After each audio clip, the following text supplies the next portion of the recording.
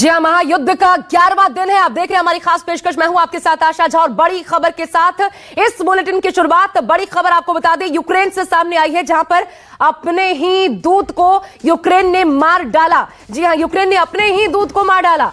ये बड़ी खबर और बेहद गंभीर खबर निकलकर सामने आई है। यूक्रेन को अपने दूत पर गद्दारी का दरअसल शक था। यूक्रेन के दूत डेनिस किरीव की हत्या कर दी गई। डेनिस किरीव, जिन पर शक था यूक्रेन को गद्दारी का, और ऐसे में उनकी ही हत्या कर दी गई। यूक्रेन के दूत वार्ताकार, यूक्रेनी वार्ताकार जिसकी हत्या की गई, देशद्रोह के आरोपों में यह हत्या की गई है। बड़ी खबर आपको बता रहे हैं, बेहद गंभीर खबर निकलकर सामने आई है। युद्ध के मैदान से अपने दूत पर गद्दारी का शक था, जिसके बाद निशाना बनाया गया। और ये देखिए तस्वीरें भी, किन पर हमला हुआ, किसको यूक्रेन ने मौत के घाट उतार दिया। रूसी समर्थक डेनिस किरीव, इनको रूसी समर्थक घोषित कर दिया गया था। डेनिस किरीव, उन्हीं की तस्वीर आप इस वक्त देख पा रहे हैं। डेनिस किरीव को मौत के घाट उतार दिया गया। और इस वक्त एक और बड़ी खबर सामने आ रही है। आपको बता दें, रशिया यूक्रेन युद्ध में पहली बार इजरायल की एंट्री हुई है। इजरायल के प्रधानमंत्री नेफ्ताली बेनेट ने राष्ट्रपति पुतिन से मुलाकात की। यह बड़ी खबर। पुतिन के पास से बेनेट ने ज़ेलेंस्की से फोन पर बात भी की। बेनेट ने कहा, युद्ध बंद तो प्रतिबंध कम होंगे। यह बड़ी खबर आपको बता दें। इजरायल के पीएम नेफ्ताली बेनेट, जिन्होंने व्लादिमीर पुतिन से न सिर्फ मुलाकात की बल्कि वहीं से ज़ेलेंस्की से भी फोन पर बात की। और बड़ी बात यह भी कहा गया कि युद्ध बंद होगा। ये एक तरीके से आश्वासन देने की कोशिश की गई कि युद्ध अगर बंद होगा तो प्रतिबंध, कड़े प्रतिबंध जो रशिया के ऊपर थोपे गए हैं वो भी कम होंगे, उन्हें भी एक तरीके से धीरे धीरे खत्म किया जाएगा। इजरायली प्रधानमंत्री के प्रस्ताव पर हालांकि बड़ी बात यह है कि पुतिन बिल्कुल चुप्पी साधे अभी तक नजर आ रहे हैं। युद्ध में पहली बार इजरायल की एंट्री एक तरीके से देखने को मिली है। इजरायली पीएम बेनेट ने मॉस्को में पुतिन से मुलाकात की और पुतिन के पास से ही नेफ्ताली बेनेट ने ज़ेलेंस्की से भी बात की। और सबसे बड़ी बात यह भी कहा, युद्ध बंद तो प्रतिबंध कम होंगे। इजरायली प्रधानमंत्री के प्रस्ताव पर हालांकि पुतिन बिल्कुल चुप्पी साधे हुए अभी तक नजर आ रहे हैं। उनकी तरफ से कोई स्टैंड अभी तक सामने नहीं आया है कि आखिर क्या करना है। इससे पहले याद कीजिए, पहले ही एक बार तो क्लियर कर चुके हैं मीडिया के सामने आते हुए पुतिन कि हमारा जो मकसद है, किस तरीके से वार्ता हो रही है या फिर क्या बातचीत हो रही है, मध्यस्थता कौन कर रहा है, इन पर नहीं, बल्कि रिजल्ट्स क्या निकल रहे हैं, हमारा मकसद वो है, हमारा ध्यान उसी पर है। और मेरे साथ इस वक्त दो खास मेहमान इस चर्चा का हिस्सा बन रहे हैं। कर्नल रिटायर्ड करण खरब जी हमारे साथ मौजूद हैं। इसके अलावा कर्नल रिटायर्ड दिनेश नैन जी, डिफेंस एक्सपर्ट के तौर पर आप दोनों हमारे साथ मौजूद हैं। आप दोनों का बहुत बहुत स्वागत है। पहले खरब जी, मैं आपके पास आना चाहूंगी। सर, ये जो स्थितियां, पुतिन से इजरायली प्रधानमंत्री की मुलाकात और उसके बाद कि युद्ध खत्म होगा तो प्रतिबंध कम होंगे, वहीं से ज़ेलेंस्की से बात, ये जो आगे एक कदम बढ़कर नेफ्ताली बेनेट उनकी तरफ से एक कदम बढ़ाया गया है, इसको कितना पॉजिटिवली माना जा सकता है? हालांकि पुतिन ने अभी तक रिएक्ट किया नहीं है। ये सबसे पहले इस 11 दिन के युद्ध के बाद ये सबसे पहला कदम, एक सार्थक कदम है।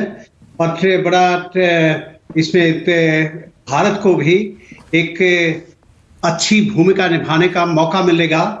और भारत की भूमिका बहुत महत्वपूर्ण होने वाली है इसमें। मध्यस्थता अगर भारत करे, मैंने तो 24 तारीख को एक ट्वीट में प्रधानमंत्री को और एनएसए जो पूरे विश्व विख्यात कूटनीतिज्ञ हैं और भारत के सुरक्षा सलाहकार हैं, आजकल के चाणक्य माने जाने वाले डोभाल साहब को भी ये ट्वीट किया था कि इसमें भारत एकदम से पहल करे और मध्यस्थता करे, क्योंकि तटस्थ देश है, सबकी अच्छे रिलेशन है। हमारे रूस से भी अच्छे रिलेशन है, यूक्रेन से भी अच्छे रिलेशन है और पूरे विश्व जगत से ही, पूरे जगत से हमारे अच्छे रिलेशन सभी के साथ हैं।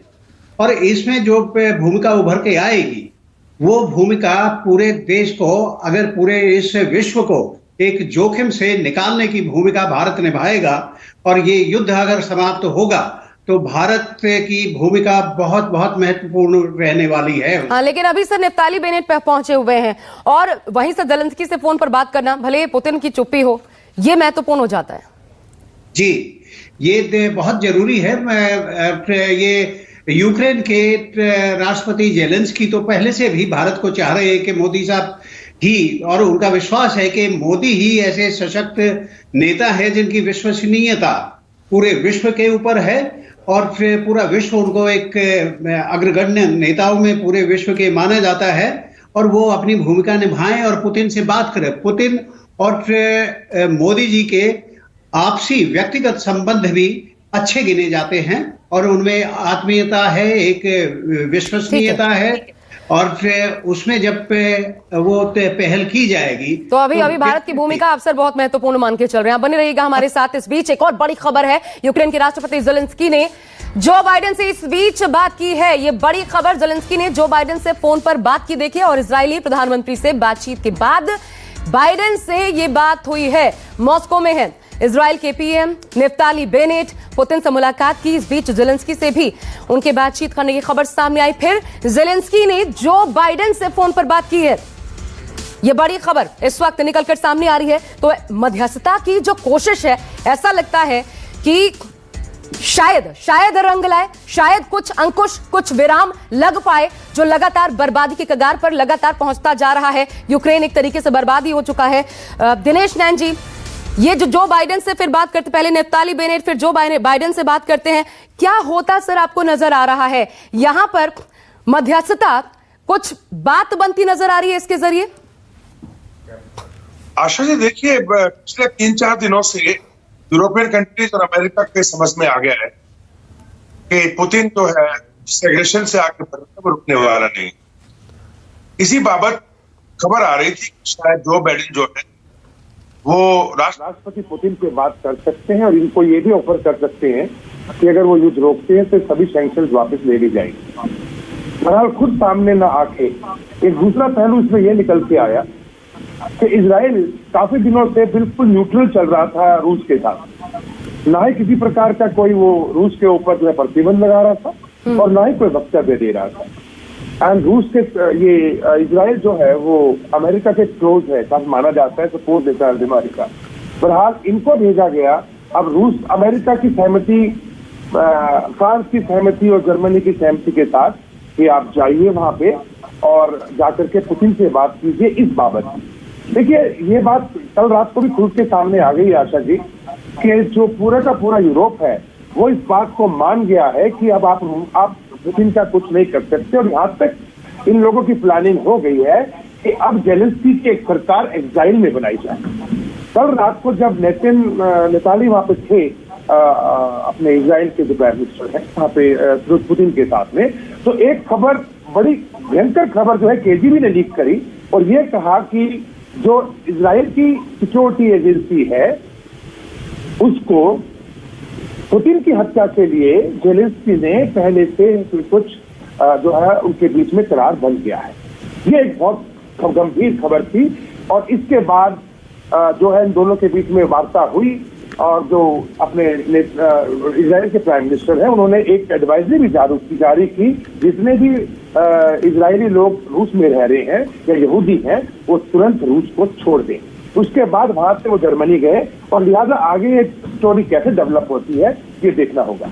ठीक है सर, आप बने रहिएगा हमारे साथ, और बहुत महत्वपूर्ण जानकारी आपने दी। इधर एक और इस बीच बड़ी खबर भी बता दें, ज़ेलेंस्की ने एलन मस्क को यूक्रेन आने का न्योता दिया है। ज़ेलेंस्की ने एलन मस्क को यूक्रेन आने का न्योता दिया। वॉर खत्म होने के बाद ये न्योता दिया गया है कि आप यूक्रेन आइए। वॉर के बीच मस्क यूक्रेन को दरअसल इंटरनेट सुविधा पहले ही दे चुके हैं, आपको पता है, और वो काम भी कर रहा है। हालांकि इसमें भले खामियां आई, लेकिन पूरी तरीके से जो इंटरनेट सेवा ठप थी उसमें बहुत बड़ी मदद एलन मस्क की तरफ से की गई, और ऐसे में वॉर खत्म होने के बाद मस्क को यूक्रेन आने का न्योता ज़ेलेंस्की ने दिया है। सुनिए।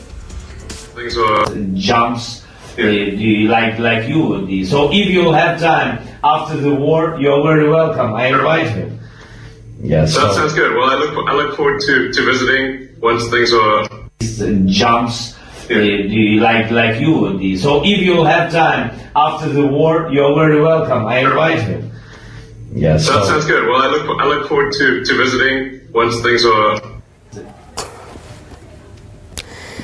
देखिए, ज़ेलेंस्की और एलन मस्क की बातचीत जो हुई है उसकी तस्वीरें हम आपको दिखा रहे थे। बातचीत में एलन मस्क को यूक्रेन आने का न्योता दिया उन्होंने। करण खर्ब्स, ये क्या नजर आ रहा है? जेलेंस्की क्या आगे की प्रिपरेशन कर रहे हैं? जेलेंस्की को ये क्यों लग रहा है कि बहुत जल्द वॉर खत्म हो जाएगा? क्योंकि आप मस्क को अगर बुला रहे हैं कि आप आइए वॉर खत्म होने के बाद, तो क्या उनको ये लगता है कि उन्हीं के पक्ष में, अगर ये वॉर खत्म होता है तो जो आखिर फैसला होगा उन्हीं के पक्ष में होगा? इसको इस तरीके से समझें क्या? देखिए, ऐसा है तो ये पहली बात जेलेंस्की का पिछले कल शाम से थोड़ा सा अंतर आया है, उसकी भाषा में भी अंतर आया है, उसकी अप्रोच वेस्टर्न कंट्रीज के साथ में भी, उसमें उनके वार्ता में भी एक बदलाव है। और फिर दूसरे तरीके से वो सोचने लगे, भारत के बारे में भी मोदी जी के लिए पहले उन्होंने आवेदन किया था, अब दोबारा से कल फिर उन्होंने भारत की तरफ मुंह किया है।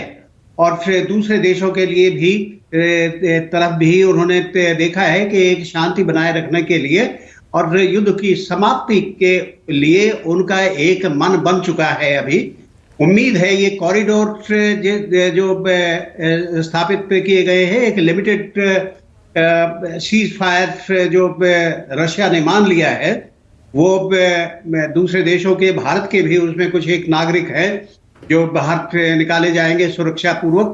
और फिर उसके साथ में अब जेलेंस्की का एक नया मोड उनके विचार में शायद आ गया है कि लेकिन बड़ी बात ये है ना दिनेश नैंसर, मैं आपको भी इंक्लूड कर लूं, छोटा सा कमेंट जल्दी से कीजिएगा। जेलेंस्की मंजूर थोड़ी होंगे पुतिन को।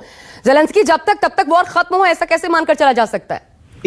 नहीं, एक दिनेश नैन जी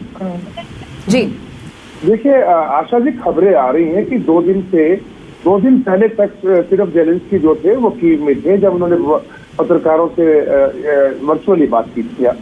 उसके बाद में ये खबर आई कि वो जो है अभी पोलैंड शिफ्ट हो चुके हैं और अमेरिका की एम्बेसी में हैं। तो वहां के जो पोलैंड के एक पत्रकार हैं, उन्होंने कल इस बाबत एक रिपोर्ट भी जारी की और बाद में ये खबरें आई कि अभी अमेरिका की जो वाइस प्रेसिडेंट है अनिता जो है वो कमला हैरिस, वो भी आ रही है। और पहले ये खबर आ गई थी कि जो ब्रुसेल्स के अंदर फॉरेन मिनिस्टर किया जो ये एंटनी ब्लिंकन वहां थे इस एरिया में घूम रहे हैं, वो भी पोलैंड आएंगे और इनसे मुलाकात करेंगे। कल सबके सामने रक्षा मंत्री जो है यूक्रेन के, वो उनके साथ एंटनी ब्लिंकन के साथ सरेआम दिखाई दिए और ये साफ दिखाई दे रही है बातें कि ये मामला कहीं और जा रहा है। और जो आपने बताया पहले कि इनके एक जो मीडिएटर थे जो पिछली दूसरी वार्ता के अंदर वहां गए थे बेलारूस के अंदर बातचीत करने के लिए, जहाँ पे कॉरिडोर वाला ह्यूमैनिटेरियन ग्राउंड पे ग्रीन कॉरिडोर की बात हुई, उससे शायद जेलेंस्की खुश नहीं थे। वो नहीं चाहते थे कि किसी भी प्रकार का कोई भी मानवीय हो या अमानवीय हो, कोई भी करार रूस के साथ हामी करनी ही नहीं है, परंतु शायद ये हुई और उसका खामियाजा उनको भुगतना पड़ गया। सर एक बार फिर सुना देते हैं, मैं वापस आ रही हूँ, एक बार फिर सुना देते हैं इससे पहले जो बातचीत हुई एलन मस्क और जेलेंस्की की, सुनिए। Like you, so if you have time after the war, you're very welcome. I invite you. Yes, that sounds good. Well, I look forward to visiting once things are. Scientists jumps like you. So if you have time after the war, you're very welcome. I invite you. Yes, that sounds good. Well, I look forward to visiting once things are. Scientists jump.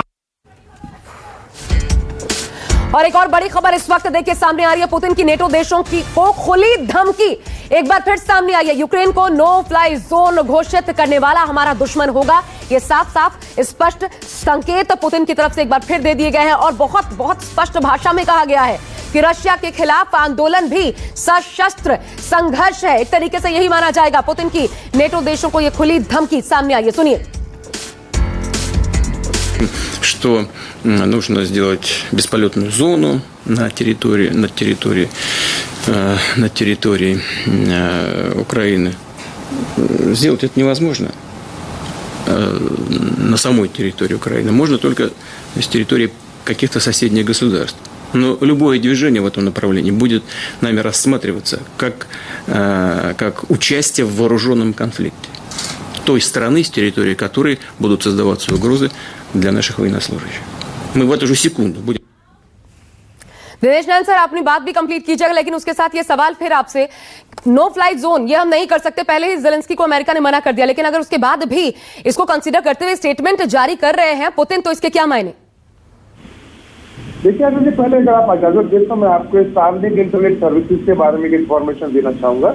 कि आज से 5-6 दिन पहले यानी युद्ध के 4-5 दिन शुरू होने के बाद जेलेंस्की की और इसके जो सीईओ है एलन मस्क, उनकी एक आपस में बातचीत हुआ था और उन्होंने ये रिक्वेस्ट किया था कि वो अपने सैटेलाइट्स को यूज करते हुए जो रशियन ट्रुप्स की मूवमेंट हो रही है यूक्रेन में, उसकी जानकारी यानी एक तरीके से कह दिए खुफिया जानकारी वो चुपचाप जेलेंस्की को देते रहे। यहाँ से इनके संबंध बनने शुरू हुए थे अमेरिकन होने के नाते। और जो बात आपने सुनाई अभी उन दोनों की हो रही है, मैं समझता हूँ ये उलझुल बात है, बिकॉज खुद जेलेंस्की के लिए एक्साइल में गवर्नमेंट बनने वाली है तो उनको यहाँ बुला के वो क्या करेंगे।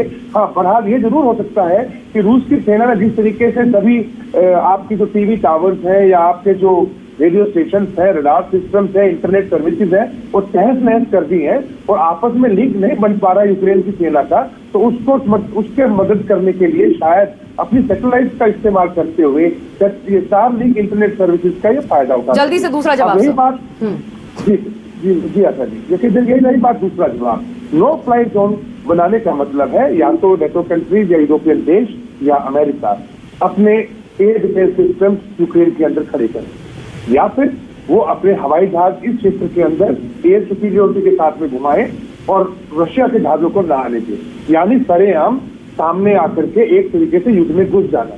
इस बाबत 3 दिन पहले जो ब्रुसेल्स के अंदर 2 दिन पहले तो ब्रुसेल्स के अंदर जितने भी फॉरेन मिनिस्टर्स थे नेटो कंट्रीज के, इनकी मीटिंग के बाद जो जनरल सेक्रेटरी है नेटो के, उन्होंने सरेआम ये अपनी ब्रीफिंग में कहा था। हाँ सर, एक और बड़ी खबर आ रही है, मुझे रोकना पड़ रहा है आपको। एक बड़ी खबर सामने आ रही है, देखिए पोलैंड के जरिए यूक्रेन को मदद देगा अमेरिका, ये खबर सामने आ रही है। यूक्रेन की मदद में दरअसल खुलकर अमेरिका सामने आया है। पोलैंड के जरिए यूक्रेन को ये मदद पहुंचाई जाएगी। पोलैंड से यूक्रेन को MiG-29 Su-25 दिलाएगा अमेरिका और MiG-29 Su-25 के बदले पोलैंड को F-16 विमान देगा। ये बड़ी खबर निकलकर सामने आ रही है। लेकिन करण खर्ब साहब, इस मदद का क्या हासिल है? क्या ये मदद, इसको भले स्वीकार कर ले यूक्रेन, लेकिन इसका इस्तेमाल कर पा रहा है क्या? ये सिर्फ या पॉस्चरिंग है? जी हाँ, ये एक बेमाने चीज है। ये आश्वासन जो दिए जा रहे हैं वेस्टर्न कंट्रीज की तरफ से और इवन जो नाटो की तरफ से, नाटो देशों की तरफ से भी जितने भी आश्वासन दिए गए हैं, वो छिटपुट कहने के लिए जो मदद दी गई होगी वो रास्ते, जमीन के रास्ते, लैंड रूट से ही सिर्फ उसके अंदर कुछ एक आर्म्स और वेपन सिस्टम्स कुछ दिए गए होंगे। लेकिन अभी क्षमता रह नहीं गई है जेलेंस्की की आर्मी में कि उन वेपन सिस्टम्स को सबको चलाने की काबिलियत भी उनके अंदर है या नहीं है, नंबर एक।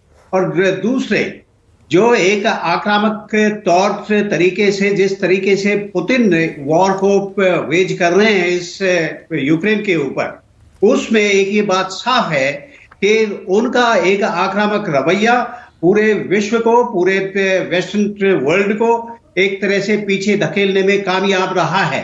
और उनकी धमकी, एक न्यूक्लियर वॉर की बार बार से धमकी और बढ़ते हुए उसका एस्केलेट करते जा रहे उस धमकी को, उस धमकी से यूएस और नेटो फोर्सेस, सारे कंट्रीज उससे डेटर हुए हैं। और ये deterrence, weapon of deterrence, if you agree that nuclear weapon systems are weapons of deterrence before becoming a weapon of mass destruction, उससे पहले वो अचीव कर लिया है पुतिन ने कि उनको रोकने के लिए, उनको बगैर न्यूक्लियर हथियार इस्तेमाल किए हुए वेस्टर्न वर्ल्ड का इंटरफेरेंस यूक्रेन के अंदर रोका हुआ है। ये सहारा देने वाले they are trying to only resuscitate the dead Ukraine. Ukraine is nearly all devastated. It is good that some kind of उसमें पीस शामिल हो, अभी शांति बनाई जाए वहां पे और युद्ध समाप्ति। सही कहा सर आपने, बिल्कुल तटस्थ नजर आ रहे हैं पुतिन। अभी भी, कल भी जब वो सामने आए थे तब उनका बॉडी लैंग्वेज यही बता रहा था, अपने फैसले पर अडिग। एक और बड़ी खबर इस बीच सामने आ रहा है, यूक्रेन की मिलिट्री बेस पर रूस का कब्जा। जी हां, ये बड़ी खबर, यूक्रेन के मिलिट्री बेस पर रूस ने कब्जा जमा लिया है। खेरसॉन में रूस के कब्जे में है पूरा मिलिट्री बेस। खेरसॉन पर पहले ही कब्जा हो चुका है, अब मिलिट्री बेस पर भी कब्जा। वैसे भी ये तय था क्योंकि खेरसॉन ही रशिया के कब्जे में आ चुका था, तो रूस में कब्जे में है पूरा का पूरा मिलिट्री बेस। ये बड़ी खबर इस वक्त निकलकर सामने आ रही है और बहुत बड़ा झटका भी। देखिए यहां पर यह कहा जा सकता है ज़ेलेंस्की भले अपने सपने बुन रहे हो बाहर बैठकर पोलैंड में, क्योंकि यही कहा जा रहा है कि वो पोलैंड में है, वहां पर कमला हैरिस उनसे मुलाकात भी कर सकते हैं, लेकिन इन सब के बीच अपना दायरा लगातार और अपनी जो पकड़ है वो पुतिन की सेना लगातार बढ़ाती चली जा रही है। भले ये युद्ध जो है वो 11वें दिन में प्रवेश कर गया हो, बहुत वक्त लग गया, लेकिन इसके बावजूद इरादे वही हैं जो पहले दिन थे। ये देखिए खेरसॉन में यूक्रेनी बेस पर रूस ने किस तरीके से कब्जा जमाया, उसकी तस्वीरें आप देख सकते हैं। ये दुनिया इस वक्त तस्वीरें देख रही है और नो डाउट ज़ेलेंस्की भी। दिनेश नैन जी, खेरसॉन पर कब्जा तो था ही और उसके बाद अब मिलिट्री बेस पर भी कब्जा। अब यहां से क्या माने सर, ये आगे क्योंकि एक एक करके शहरों का दायरा बढ़ाया जा रहा है, कितने दिन ये युद्ध और इसी तरीके से आगे बढ़ता रहेगा? देखिए खेरसन जो है ये एक शिपयार्ड का बहुत बड़ा हब है जो कि ब्लैक सी से लगता है। जनरली ये सेंटर में आता है यूक्रेन के उत्तर में, बिल्कुल सेंटर जो एरिया है जो कि ब्लैक सी के तट में है और क्रीमिया के साथ में लगता हुआ है। इसके बिल्कुल नॉर्थ में यानी उत्तर की तरफ एक शहर है माइकोलेव, और माइकोलेव से करीब 30 किलोमीटर आगे इनका एक एयरफोर्स स्टेशन और बहुत बड़ा मिलिट्री बेस था जिसको कल रात को रूसी सेना ने कब्जा किया है। परसों से वहां बम्बार्डमेंट चल रही थी, लेकिन खबरें ये है कि कब्जा वहां पे किया गया है। देखिए रूस जो है अपनी बहुत एक स्ट्रेटेजी के मुताबिक चल रहा है। यूक्रेन को छोटा मोटा शहर देश नहीं था और इतने बड़े बड़े शहर, इतने फैले हुए शहरों के अंदर तो ये भी नहीं कि 4-5 दिन के अंदर कोई भी सेना एकदम से जाके काबिज हो जाएगी। लेकिन जिस हिसाब से डेनियर रिवर जो कि आपकी कीव से लेकर के ऊपर उत्तर से लेकर और नीचे अगर आप आते हैं खेरसन के आसपास के इलाके में या ज्योपर्जिया के इलाके तक में, इसके पूरे पूर्व के अंदर चाहे वो आपका चर्नीहिव का प्रांत हो, चाहे उससे और पूर्व में चले जाइए आप खेरकीव का प्रांत हो या डोनबास का इलाका हो, और फिर नीचे समुद्र के तट पे आ जाए तो ज्योपर्जिया से लेकर खेरसन से लेकर ओडिशा तक, इस सभी जगहों पे 14 से 15 जो सबसे इंपॉर्टेंट शहर हैं आशा जी, उन पे रूस काबिज हो चुका है। इन्हीं इलाके के अंदर से रूस की जो गैस पाइपलाइन है नॉर्ड स्ट्रीम 1 वो जाती थी। रूस नहीं चाहता था कि यूक्रेन कोई बदमाशी करे, कोई गलत काम करे, कोई तेल को रोके, क्योंकि अब तक जितनी भी सैंक्शन लग चुकी है रूस के ऊपर, लेकिन ना तो कोई सैंक्शन मैं बताना चाहूंगा यूरोपियन कंट्री अमेरिका ने तेल के ऊपर लगाई है और ना ही रूस ने तेल और गैस का जाना रोका है। ये चल रहा है अभी। तो इस सब के मद्देनजर जो कीव के ऊपर अभी तक इन्होंने अटैक नहीं किया है, उसका बिल्कुल एम ये है या ये जाहिर करना चाह रहा है रूस कि देखिए हम यहाँ पे काबिज होने नहीं आए हैं। दे आर शोइंग कि वो यहाँ पे सिर्फ एक तरीके से पीस कीपिंग फोर्स के रूप में आए हैं, और अगर वो कीव पे काबिज हो जाते हैं तो उसका मैसेज शायद अलग चला जाएगा। टाइम आने पे कीव को कैप्चर करके, और शायद जो विक्टर यानुकोविच थोड़े दिन पहले बेलारूस में देखे गए 3 दिन पहले, जो कि 2010 से 2014 तक ये यूक्रेन के राष्ट्रपति रहे और रूस के साथ में समर्थन था उनका, शायद उनको वहां बिठा दिया जाए। बिल्कुल स्ट्रैटेजिकली जो महत्वपूर्ण शहर है, इलाके, वहां पर कब्जा ये रशिया का देखने को मिल रहा है। एक और बड़ी खबर इस बीच, रूसी स्ट्राइक से फिर दहल उठा है खार्किव। ये बड़ी खबर सामने आ रही है। खार्किव में देखिए रिहायशी इलाकों को रूस ने अपना टारगेट बनाया।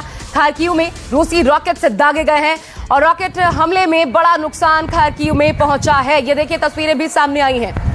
रिहायशी इलाकों को अब निशाना बनाया जा रहा है। ये इमारतें देखिए किस तरीके से धू-धू कर जल उठी, यहां रॉकेट दागे गए, रूस की भारी बमबारी देखने को मिली खार्किव में। अच्छी बात यह है भारत के लिहाज से कि खार्किव से सभी भारतीयों को निकाला जा चुका है। यह बड़ी बात आपको बता दें, खार्किव में अब कोई भारतीय नहीं बचा है। यह स्टेटमेंट भी एमईए की तरफ से जारी किया जा चुका है। कर्ण खब सर, लेकिन अभी भी खार्किव एक तरीके से कब्जे में ही है रशिया के, लेकिन फिर भी अगर रिहायशी इलाकों को निशाना बनाया जा रहा है तो क्यों, क्या इसका क्या मकसद हो सकता है इस नुकसान पहुंचाए जाने का?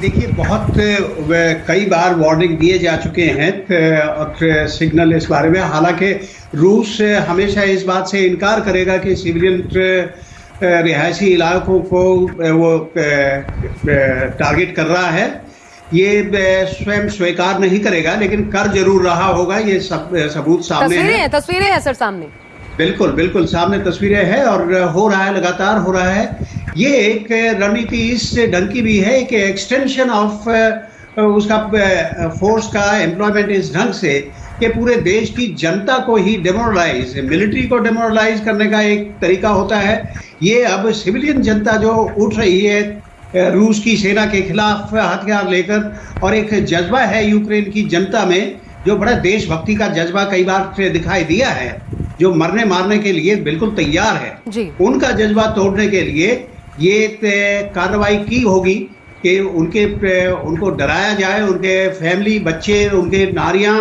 जितने महिलाएं हैं उनको भयभीत किया जाए ताकि वो प्रेशर डालें वहां से यूक्रेन को छोड़ने का और या सरेंडर करने का अपनी सेना पे, अपने सरकार पे ये दबाव डालें कि इससे अच्छा ये खत्म करो मामला। ठीक है सर, यानी कि साफ है, ये स्पष्ट है, हर एक कदम जो रशिया उठा रहा है वो सोच समझकर और बेहद अपने मकसद को पूरा करने के लिहाज से। आप दोनों हमारे साथ बने रहिएगा, बहुत छोटा सा ब्रेक यहाँ पे ले रहे हैं, बड़ी खबरों के साथ तुरंत लौटेंगे। इस ब्रेक के बाद वापस देखते रहिए न्यूज़ 24।